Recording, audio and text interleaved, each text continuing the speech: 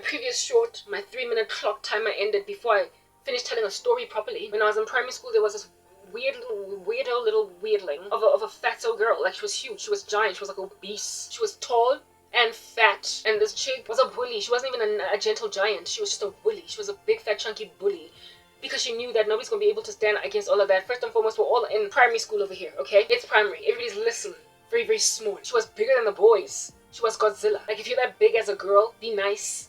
No, she couldn't get that right. She was a big fat thumpy rando walking around with like a thunderstrike underneath her feet. Every footstep gave earthquake.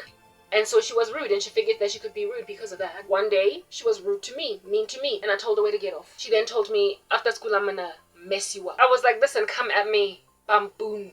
Yeah, because she was a bamboon right next to a bamboon. She was just a giant gorilla. She was King Kong, but I got mine. I was a dinosaur. Very well. After school came, we didn't fight because she fled. Yeah, that's just the thing. Sometimes these people, they're all talking, no action. That same evening, I went home and I deeply deliberated on how I was going to finish Godzilla because she was intending on ending me. No, I'm Godzilla, right? I'm the dinosaur. King Kong. How was I going to deal with this thumpy monster? Yeah. And I decided that I was going to trip her, and then when she was on the floor, I was going to hit her with something on the floor. I was going to take sand and put it in her eyes, and then when she was busy, all blinded, with sand in her eyes, I would then punch as much as I could, and then grab my bags and run, because how in the world am I going to just wait for her to give a comeback? That was my plan, because I knew that being small, being skinny, I was tiny. I was tall, but I was skinny.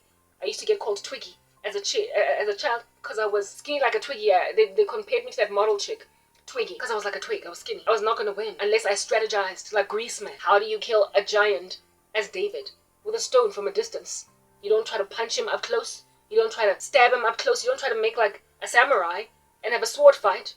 You make like an archer and get an arrow from far away and pierce their heart before they can come close to you. We never got to fight. She just kept running proper because she was scared of me simply because I stood for myself. But y'all are like that chick. Occult practitioners. You are big giants, you are thumpy, you are mammoth. For primary school children, you are too big. But if at all somebody small strategizes against you, you will not only skedaddle, but you will be conquered by strategy.